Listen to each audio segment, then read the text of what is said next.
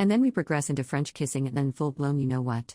One very important fact to tell you is that John does in fact wear glasses, so I will usually make a point to take them off and put them on the table for safety. During this particular romp in the hay, I got a really funny idea about how to take his glasses off next time and I couldn't stop laughing. He asked me what I was laughing at because he has some insecurity about his appearance, but I assured him that it was nothing like that. We had our fun and John went home, but all I could think about was this plan. So the next day I went to the fabric store and bought a bunch of skin-colored felt, wire framing and cotton, and then got to work creating a Muppet-style version of my boyfriend to put his glasses on next time we started getting dirty style. Honestly, the thing was looking pretty good and I even found some clothes at Goodwill that were his style.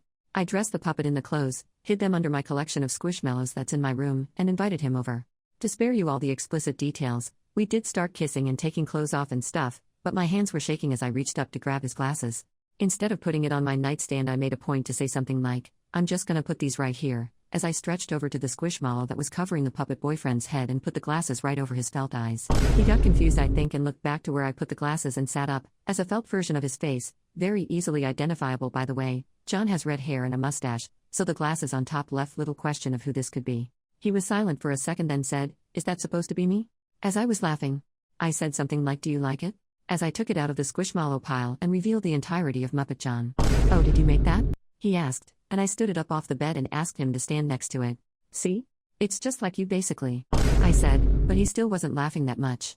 I think he saw that the Muppet ended up being just a little bit taller than him. He's 5 feet 7 inches and probably insecure about that. The Muppet ended up accidentally being a little taller than him, around 6 feet 1 inch based on seeing them side by side.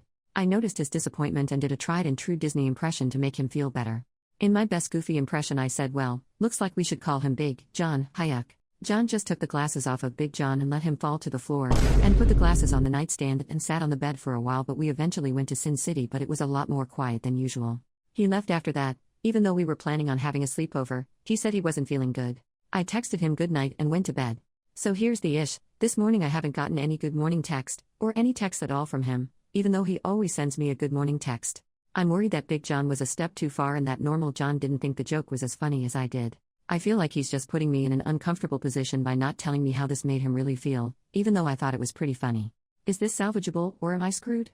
Update, so it's been a wild couple of days or so, and I've been honestly a little depressed at the negative reaction from everyone. After my boyfriend, John, left after we did the no pants dance in front of the puppet, Big John, he didn't text me for like a day and a half. I was really starting to get worried and believe some of the comments that I was a serial unaliver.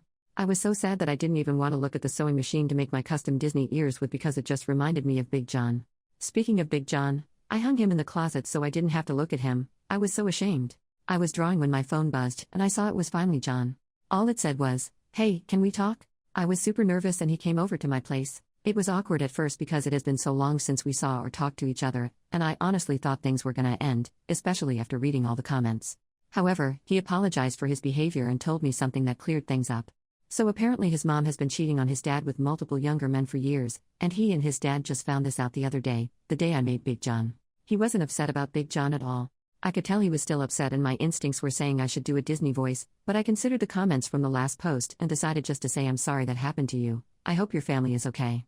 Then, the most surprising part, he said I'm sorry too. And then in his adorably not very good singing voice, saying Big John never bothered me anyway. I have something for him actually. And brought out one of his favorite slap bracelets that his mom got him as a kid. He pulled me into a hug and we danced like we were Cinderella and Prince Charming boyfriend. He tried to dip me but he's not very strong so it created a funny moment where we kissed and then he led me to my royal suite and well, you can probably guess the rest. We got on the bed and normal John had some smears on his glasses after kissing. He asked if there was anywhere, or anyone that he could put these on. I brought out Big John and his hand fell off, but it was like a fairy tale romance when normal John placed the glasses on Big John's cute nose. So for now, it seems like a happy ending. I'm sorry I didn't post any pics with the original post but after seeing John's reaction I was so embarrassed, and some of the comments were so mean that I wanted to just destroy Big John and never think of him again. But there were some very kind people who sent me private messages that made me feel a lot better and proud of my quirkiness, which could very well be autism as some commenters have stated, getting a test in a couple weeks. Also, stop thinking I would use Big John for the devil's tango. He is strictly an awesome way for normal John to have somewhere to put his glasses. So after all this time I've gained the courage to share Big John with you all like you've asked. I was happy with how it turned out and even happier that my beloved loved him as well.